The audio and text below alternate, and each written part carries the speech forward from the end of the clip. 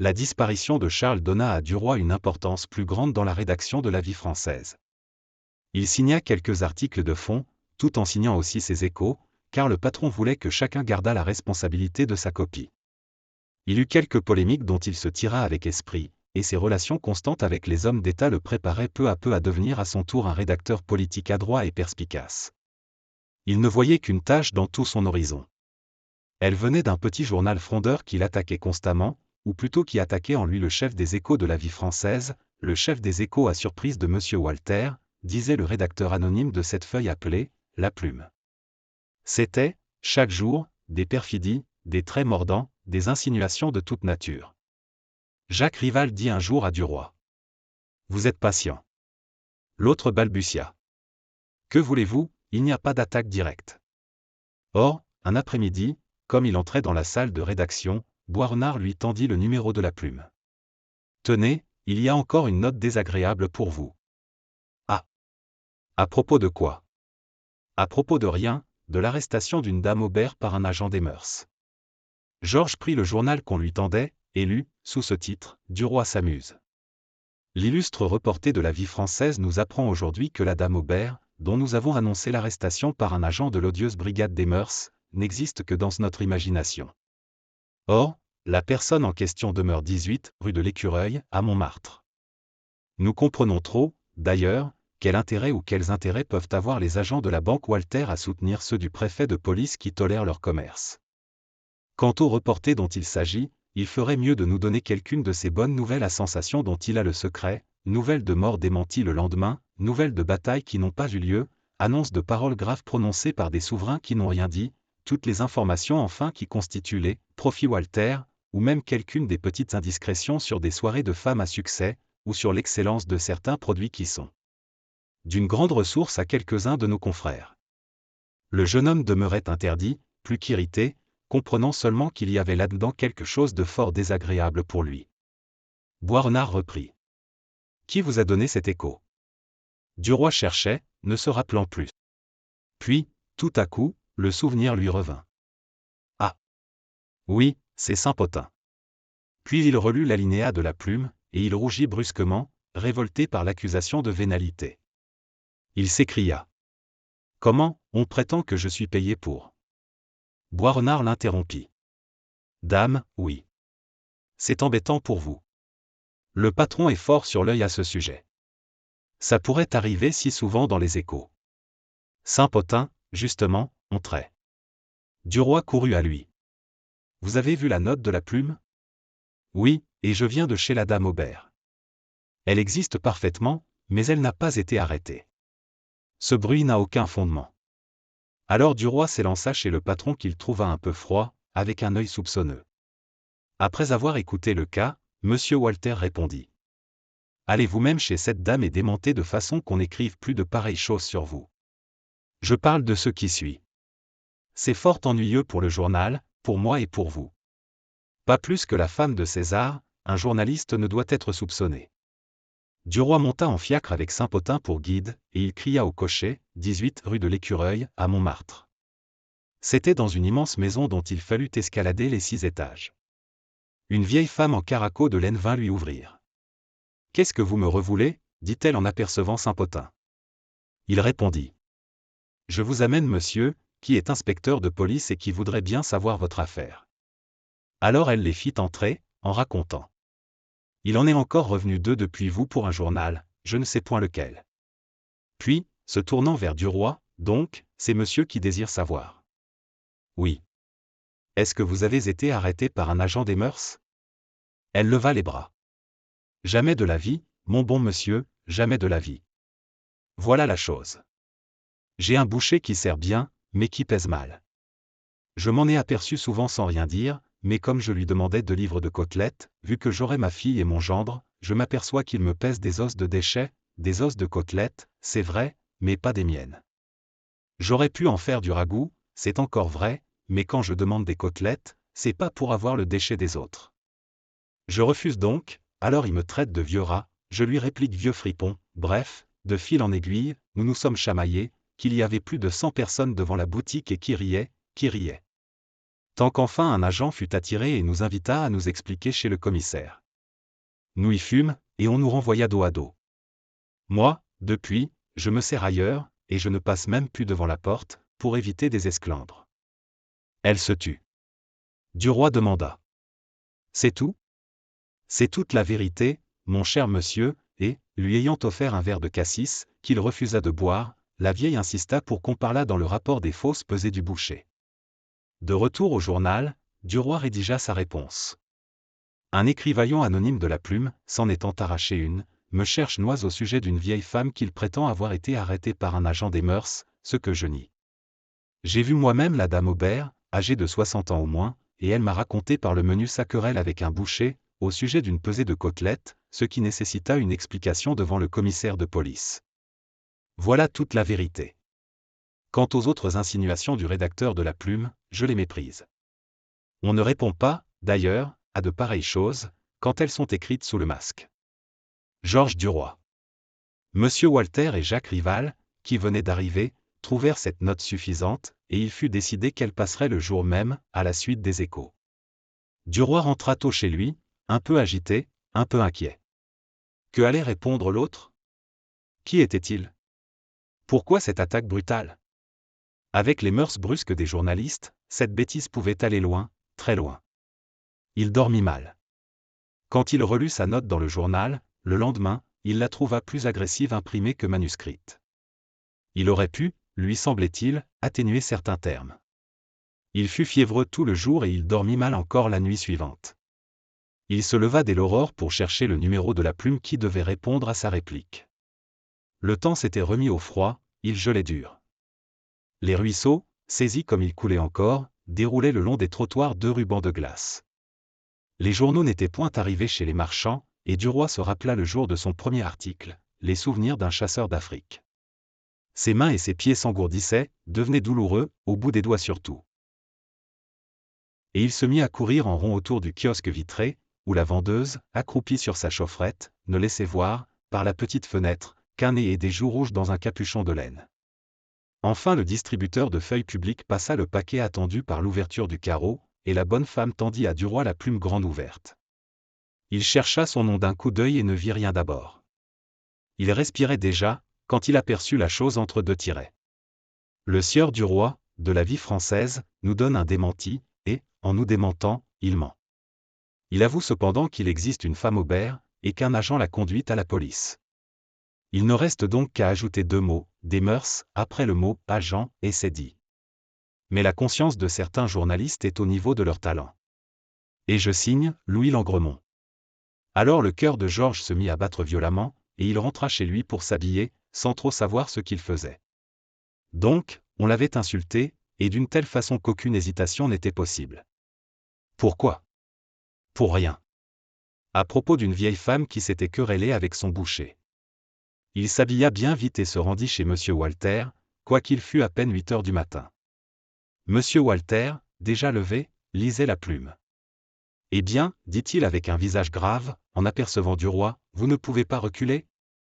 Le jeune homme ne répondit rien. Le directeur reprit. Allez tout de suite trouver Rival qui se chargera de vos intérêts. Duroy balbutia quelques mots vagues et sortit pour se rendre chez le chroniqueur, qui dormait encore. Il sauta du lit, au coup de sonnette, puis ayant lu l'écho. Bigre, il faut y aller. Qui voyez-vous comme autre témoin? Mais, je ne sais pas, moi. Boisrenard? Qu'en pensez-vous? Oui, Boisrenard. Êtes-vous fort aux armes? Pas du tout. Ah! Diable! Et au pistolet? Je tire un peu. Bon. Vous allez vous exercer pendant que je m'occuperai de tout. Attendez-moi une minute. Il passa dans son cabinet de toilette et reparut bientôt, lavé, rasé, correct. Venez avec moi, dit-il. Il habitait au rez-de-chaussée d'un petit hôtel, et il fit descendre Duroy dans la cave, une cave énorme, convertie en salle d'armes et en tir, toutes les ouvertures sur la rue étant bouchées. Après avoir allumé une ligne de becs de gaz conduisant jusqu'au fond d'un second caveau, où se dressait un homme de fer peint en rouge et en bleu, il posa sur une table 2 paires de pistolets d'un système nouveau chargeant par la culasse, et il commença les commandements d'une voix brève comme si on eût été sur le terrain. Prêt. Feu. 2, 3. Duroy, anéanti, obéissait, levait les bras, visait, tirait, et comme il atteignait souvent le mannequin en plein ventre, car il s'était beaucoup servi dans sa première jeunesse d'un vieux pistolet d'arçon de son père pour tuer des oiseaux dans la cour, Jacques Rival, satisfait, déclarait. Bien, vous irez. Puis il le quitta. Tirez comme ça jusqu'à midi. Voilà des munitions, n'ayez pas peur de les brûler. Je viendrai vous prendre pour déjeuner et vous donner des nouvelles. Et il sortit. Resté seul, Duroy tira encore quelques coups, puis il s'assit et se mit à réfléchir. Comme c'était bête tout de même, ces choses-là. Qu'est-ce que ça prouvait? Un filou était-il moins un filou après s'être battu? Que gagnait un honnête homme insulté à risquer sa vie contre une crapule?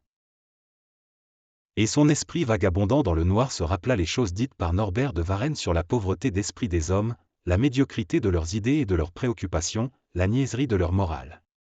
Et il déclara tout haut, comme il a raison, sacristi. Puis il sentit qu'il avait soif, et ayant entendu un bruit de gouttes d'eau derrière lui, il aperçut un appareil à douche et il alla boire au bout de la lance. Puis il se remit à songer. Il faisait triste dans cette cave, triste comme dans un tombeau. Le roulement lointain et sourd des voitures semblait un tremblement d'orage éloigné. Quelle heure pouvait-il être? Les heures passaient là-dedans comme elles devaient passer au fond des prisons, sans que rien les indique et que rien les marque, sauf les retours du geôlier portant les plats. Il attendit, longtemps. Puis tout d'un coup il entendit des pas, des voix, et Jacques Rival reparut, accompagné de Boisrenard. Il cria dès qu'il aperçut Duroy. C'est arrangé. L'autre crut l'affaire terminée par quelques lettres d'excuse, son cœur bondit, et il balbutia. Ah! Merci. Le chroniqueur reprit, ce Langremont est très carré, il a accepté toutes nos conditions. 25 pas, une balle au commandement en levant le pistolet. On a le bras beaucoup plus sûr ainsi qu'en l'abaissant. Tenez, Boisrenard, voyez ce que je vous disais. Et prenant des armes il se mit à tirer en démontrant comment on conservait bien mieux là. Ligne en levant le bras. Puis il dit, maintenant, allons déjeuner, il est midi passé. Et ils se rendirent dans un restaurant voisin. Duroy ne parlait plus guère. Il mangea pour n'avoir pas l'air d'avoir peur, puis dans le jour il accompagna Boisrenard au journal et il fit sa besogne d'une façon distraite et machinale. On le trouve à Crâne. Jacques Rival vint lui serrer la main vers le milieu de l'après-midi, et il fut convenu que ses témoins le prendraient chez lui en landau, le lendemain à 7 heures du matin, pour se rendre au bois du Vésinet où la rencontre aurait lieu. Tout cela s'était fait inopinément, sans qu'il y prît part, sans qu'il dît un mot, sans qu'il donnât son avis, sans qu'il acceptât ou refusât, et avec tant de rapidité qu'il demeurait étourdi, effaré, sans trop comprendre ce qui se passait. Il se retrouva chez lui vers 9 heures du soir après avoir dîné chez Boisrenard, qui ne l'avait point quitté de tout le jour par dévouement. Dès qu'il fut seul, il marcha pendant quelques minutes, à grands pas vifs, à travers sa chambre. Il était trop troublé pour réfléchir à rien. Une seule idée emplissait son esprit, un duel demain, sans que cette idée éveillât en lui autre chose qu'une émotion confuse et puissante. Il avait été soldat, il avait tiré sur des Arabes, sans grand danger pour lui, d'ailleurs, un peu comme on tire sur un sanglier, à la chasse. En somme, il avait fait ce qu'il devait faire. Il s'était montré ce qu'il devait être. On en parlerait, on l'approuverait, on le féliciterait. Puis il prononça à haute voix, comme on parle dans les grandes secousses de pensée, quel brute que cet homme. Il s'assit et se mit à réfléchir. Il avait jeté sur sa petite table une carte de son adversaire remise par Rival, afin de garder son adresse. Il la relut comme il l'avait déjà lu 20 fois dans la journée. Louis Langremont, 176, rue Montmartre. Rien de plus. Il examinait ces lettres assemblées qui lui paraissaient mystérieuses, pleines de sens inquiétants. Louis Langremont, qui était cet homme? De quel âge? De quelle taille? De quelle figure? N'était-ce pas révoltant qu'un étranger, un inconnu, vint ainsi troubler notre vie, tout d'un coup, sans raison, par pur caprice, à propos d'une vieille femme qui s'était querellée avec son boucher? Il répéta encore une fois, à haute voix. Quelle brute! Et il demeura immobile, songeant, le regard toujours planté sur la carte. Une colère s'éveillait en lui contre ce morceau de papier, une colère haineuse où se mêlait un étrange sentiment de malaise. C'était stupide, cette histoire-là. Il prit une paire de ciseaux à ongles qui traînaient et il les piqua au milieu du nom imprimé comme s'il eût poignardé quelqu'un. Donc il allait se battre, et se battre au pistolet. Pourquoi n'avait-il pas choisi l'épée? Il en aurait été quitte pour une piqûre au bras ou à la main, tandis qu'avec le pistolet on ne savait jamais les suites possibles. Il dit, « Allons, il faut être crâne. » Le son de sa voix le fit tressaillir, et il regarda autour de lui. Il commençait à se sentir fort nerveux. Il but un verre d'eau, puis se coucha. Dès qu'il fut au lit, il souffla sa lumière et ferma les yeux. Il avait très chaud dans ses draps, bien qu'il fît très froid dans sa chambre, mais il ne pouvait parvenir à s'assoupir. Il se tournait et se retournait, demeurait 5 minutes sur le dos, puis se plaçait sur le côté gauche, puis se roulait sur le côté droit. Il avait encore soif. Il se releva pour boire, puis une inquiétude le saisit, est-ce que j'aurais peur? Pourquoi son cœur se mettait-il à battre follement à chaque bruit connu de sa chambre? Quand son coucou allait sonner, le petit grincement du ressort lui faisait faire un sursaut, et il lui fallait ouvrir la bouche pour respirer pendant quelques secondes, tant il demeurait oppressé. Il se mit à raisonner en philosophe sur la possibilité de cette chose, aurais-je peur? Non, certes, il n'aurait pas peur puisqu'il était résolu à aller jusqu'au bout, puisqu'il avait cette volonté bien arrêtée de se battre, de ne pas trembler. Mais il se sentait si profondément ému qu'il se demanda, peut-on avoir peur malgré soi? Et ce doute l'envahit, cette inquiétude, cette épouvante. Si une force plus puissante que sa volonté, dominatrice, irrésistible, le domptait, qu'arriverait-il? Oui, que pouvait-il arriver? Certes, il irait sur le terrain puisqu'il voulait y aller. Mais s'il tremblait? Mais s'il perdait connaissance? Et il songea à sa situation, à sa réputation, à son avenir. Et un singulier besoin le prit tout à coup de se relever pour se regarder dans la glace. Il ralluma sa bougie. Quand il aperçut son visage reflété dans le verre poli, il se reconnut à peine, et il lui sembla qu'il ne s'était jamais vu. Ses yeux lui parurent énormes, et il était pâle, certes, il était pâle, très pâle. Tout d'un coup, cette pensée entra en lui à la façon d'une balle, demain, à cette heure-ci, je serai peut-être mort. Et son cœur se remit à battre furieusement. Il se retourna vers sa couche et il se vit distinctement étendu sur le dos dans ces mêmes draps qu'il venait de quitter. Il avait ce visage creux qu'ont les morts et cette blancheur des mains qui ne remueront plus. Alors il eut peur de son lit, et afin de ne plus le voir il ouvrit la fenêtre pour regarder dehors. Un froid glacial lui mordit la chair de la tête aux pieds, et il se recula, haletant. La pensée lui vint de faire du feu. Il l'attisa lentement sans se retourner. Ses mains tremblaient un peu d'un frémissement nerveux quand elles touchaient les objets. Sa tête s'égarait, ses pensées tournoyantes, hachées, devenaient fuyantes, douloureuses, une ivresse envahissait son esprit comme s'il eût bu. Et sans cesse il se demandait, que vais-je faire? Que vais-je devenir? Il se remit à marcher, répétant, d'une façon continue, machinale, il faut que je sois énergique, très énergique. Puis il se dit, je vais écrire à mes parents, en cas d'accident. Il s'assit de nouveau, prit un cahier de papier à lettres, traça, mon cher papa, ma chère maman. Puis il jugea ces termes trop familiers dans une circonstance aussi tragique. Il déchira la première feuille, et recommença, mon cher père, ma chère mère, je vais me battre au point du jour, et comme il peut arriver que... Il n'osa pas écrire le reste et se releva d'une secousse. Cette pensée l'écrasait maintenant. Il allait se battre en duel. Il ne pouvait plus éviter cela. Que se passait-il donc en lui? Il voulait se battre, il avait cette intention et cette résolution fermement arrêtées, et il lui semblait, malgré tout l'effort de sa volonté, qu'il ne pourrait même pas conserver la force nécessaire pour aller jusqu'au lieu de la rencontre.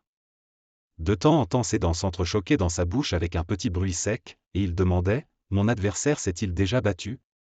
A-t-il fréquenté les tirs? Est-il connu? Est-il classé? Il n'avait jamais entendu prononcer ce nom.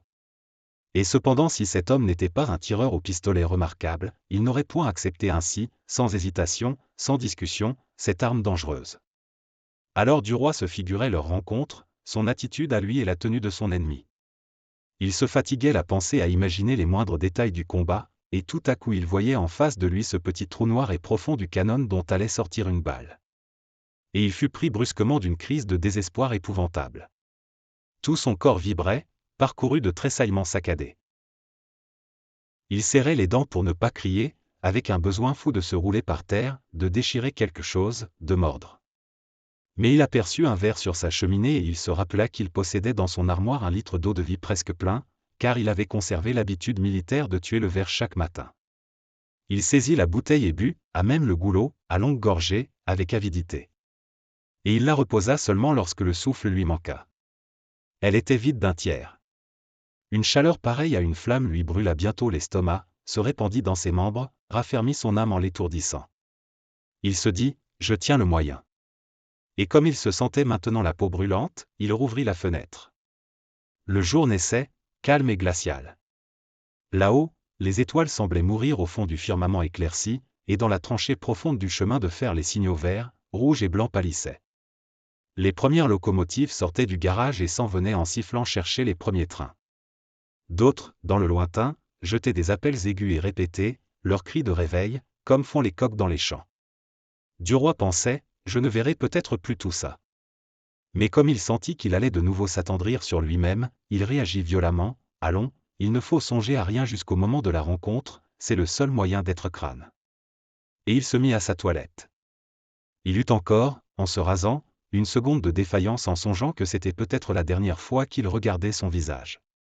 Il but une nouvelle gorgée d'eau-de-vie, et acheva de s'habiller. L'heure qui suivit fut difficile à passer. Il marchait de long en large en s'efforçant en effet d'immobiliser son âme. Lorsqu'il entendit frapper à sa porte, il faillit s'abattre sur le dos, tant la commotion fut violente. C'étaient ses témoins. Déjà. Ils étaient enveloppés de fourrure. Rival déclara, après avoir serré la main de son client. Il fait un froid de Sibérie. Puis il demanda, ça va bien? Oui, très bien. On est calme? Très calme. Allons, ça ira. Avez-vous bu et mangé quelque chose? Oui, je n'ai besoin de rien. Boisrenard, pour la circonstance, portait une décoration étrangère, verte et jaune, que Duroy ne lui avait jamais vue. Ils descendirent. Un monsieur les attendait dans le landau. Rival nomma, le docteur Lebrumand. Duroy lui serra la main en balbutiant. Je vous remercie, puis il voulut prendre place sur la banquette du devant et il s'assit sur quelque chose de dur qui le fit relever comme si un ressort l'eût redressé. C'était la boîte au pistolet. Rival répétait, non.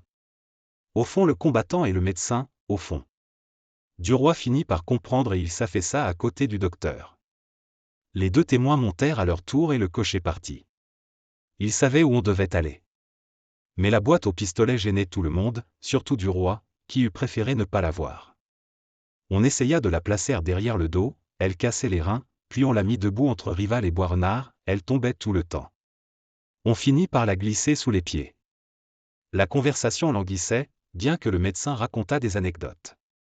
Rival seul répondait. Duroy eût voulu prouver de la présence d'esprit, mais il avait peur de perdre le fil de ses idées, de montrer le trouble de son âme, et il était hanté par la crainte torturante de se mettre à trembler. La voiture fut bientôt en pleine campagne. Il était 9 heures environ.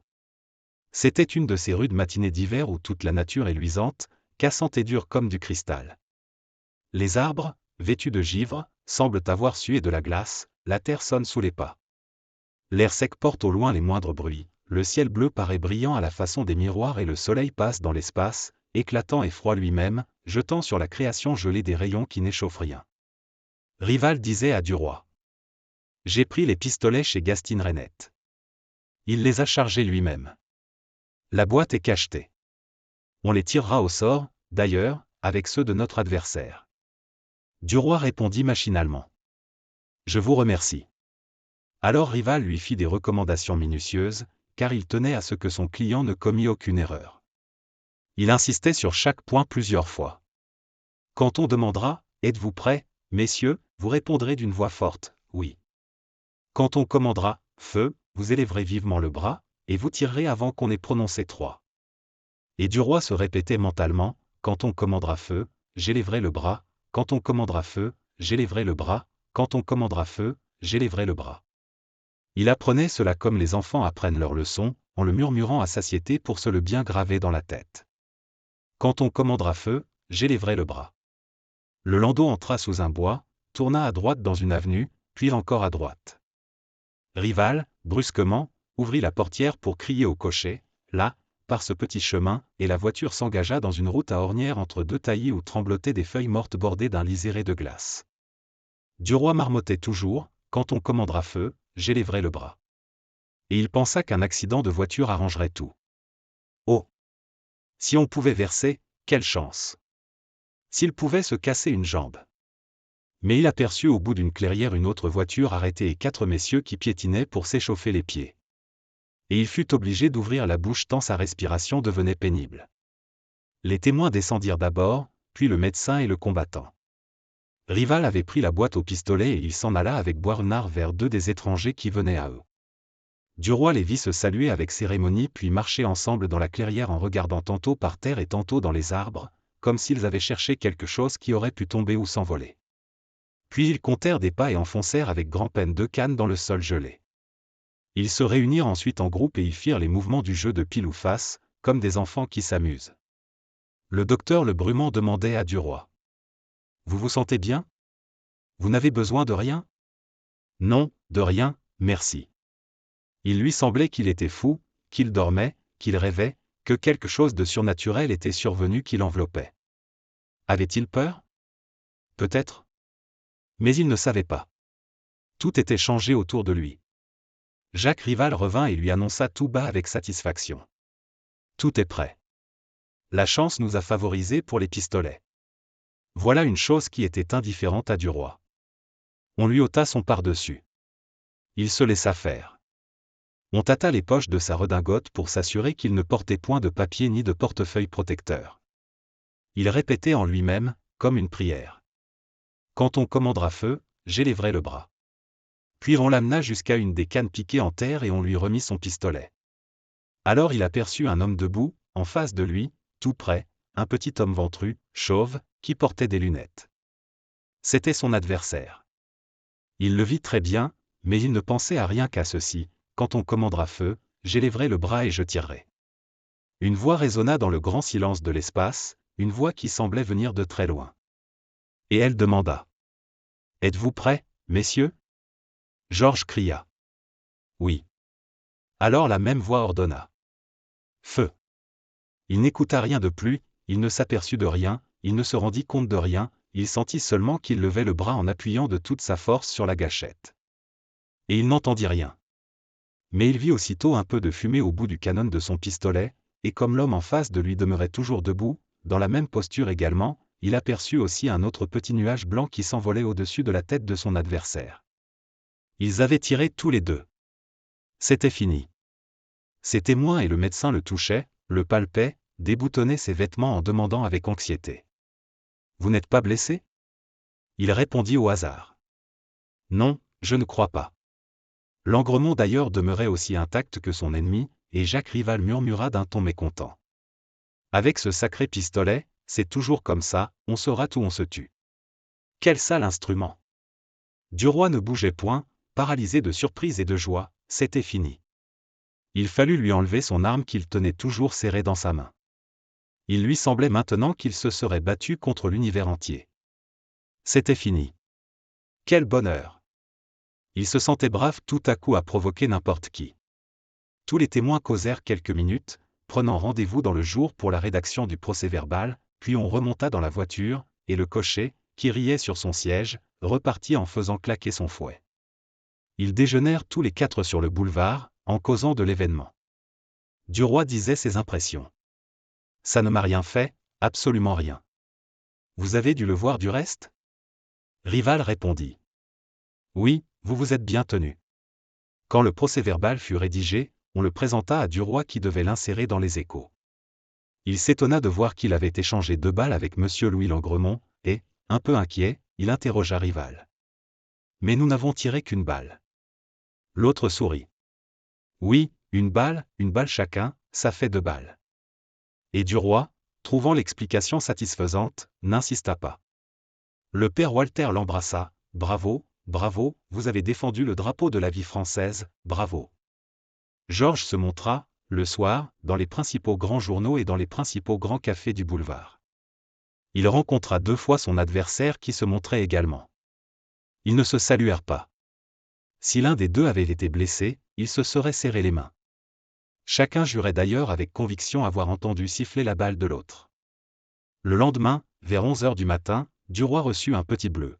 « Mon Dieu, que j'ai eu peur.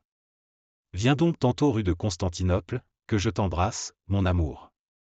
Comme tu es brave, je t'adore. Clos. Il alla au rendez-vous et elle s'élança dans ses bras, le couvrant de baisers. Oh! Mon chéri, si tu savais mon émotion quand j'ai lu les journaux ce matin. Oh! Raconte-moi.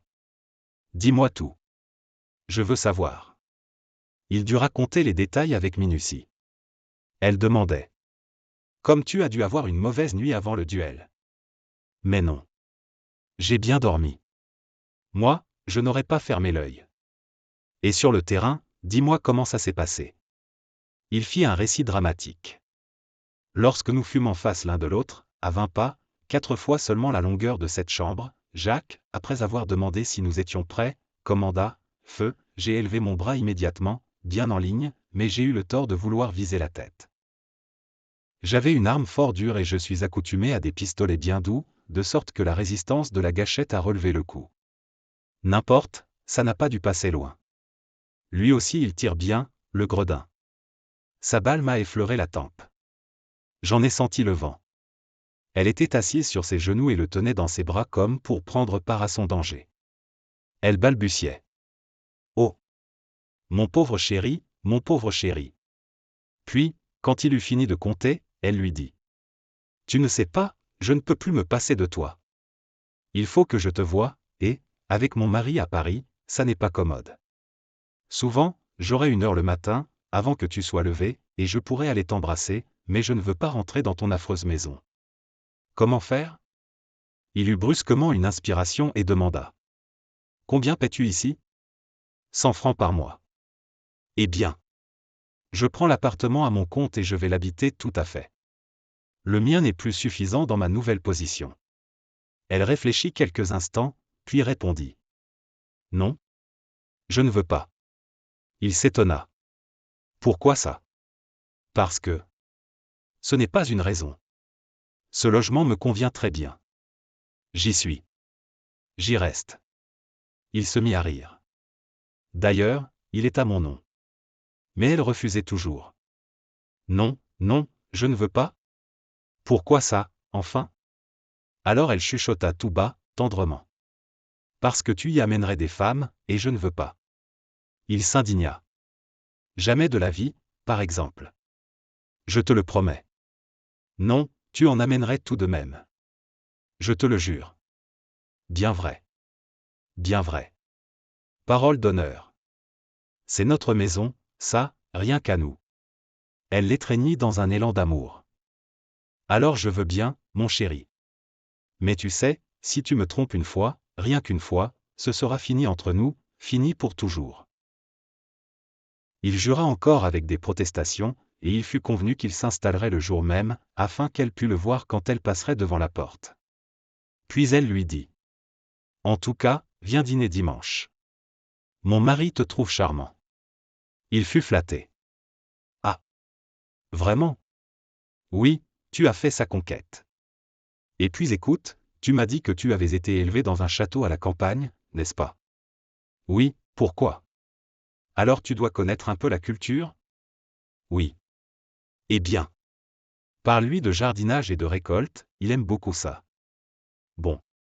Je n'oublierai pas. Elle le quitta, après l'avoir indéfiniment embrassé, ce duel ayant exaspéré sa tendresse. Et Duroy pensait, en se rendant au journal. Quel drôle d'être ça fait. Quelle tête d'oiseau. Sait-on ce qu'elle veut et ce qu'elle aime? Et quel drôle de ménage. Quel fantaisiste a bien pu préparer l'accouplement de ce vieux et de cet écervelé? Quel raisonnement a décidé cet inspecteur à épouser cette étudiante? Mystère.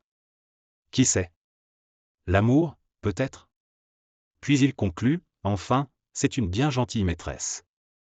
Je serais rudement bête de la lâcher.